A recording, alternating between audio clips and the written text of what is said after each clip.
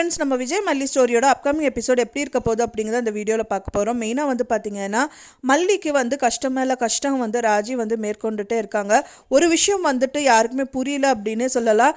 அது எல்லாருக்குமே புரிஞ்சிருக்கு. ஆனால் வந்துட்டு விஜய்க்கு மட்டும் ஏன் புரியல அப்படிங்கிற மாதிரி தான் எபிசோட்ஸ் வந்து கொண்டு போயிட்டு இருக்காங்க. ஏன்னா வந்து மெயினாக வந்துட்டு எல்லோரும் பார்க்குறவங்களுக்கே தெரியும் ராஜி தான் இதெல்லாமே பண்ணியிருக்காங்க அப்படின்னு சொல்லிட்டு.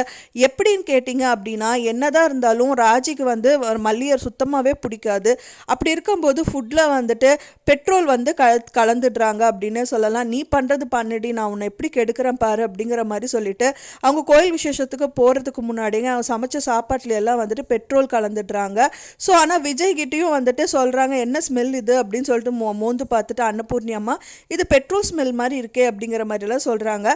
ஒரே ஒரு விஷயம் வந்து நம்மளுக்கு எல்லா கொஸ்டினை வந்து எழுப்ப செய்யுது. என்னன்னு கேட்டிங்கன்னா, அந்த என்னதான் இருந்தாலும் அந்த ஃபுட்டில் எப்படி வந்து பெட்ரோல் வந்து கொட்டும் அப்படிங்கிறது தான் வந்துட்டு யாருக்குமே தெரியும். மெயினாக விஜய் வந்துட்டு யோசிக்கணும்.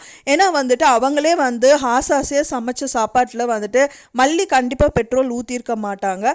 இன்னொன்று அது எப்படி வந்துச்சு அப்படிங்கிற கொஸ்டின் மார்க் கண்டிப்பாக வந்து விஜய் கேட்டு தான் ஆகணும். ஸோ எப்படியாவது கேட்டால் அப்படின்னா வந்துட்டு நல்லாயிருக்கும் அப்படின்னு தான் எதிர்பார்க்கப்படுது.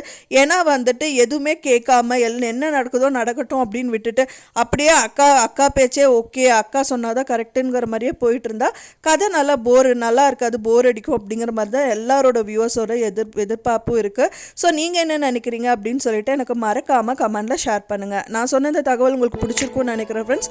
பிடிச்சிருந்தால் மறக்காமல் லைக் பண்ணுங்கள், ஷேர் பண்ணுங்கள், கமெண்ட் பண்ணுங்கள், சப்ஸ்கிரைப் பண்ணுங்கள்.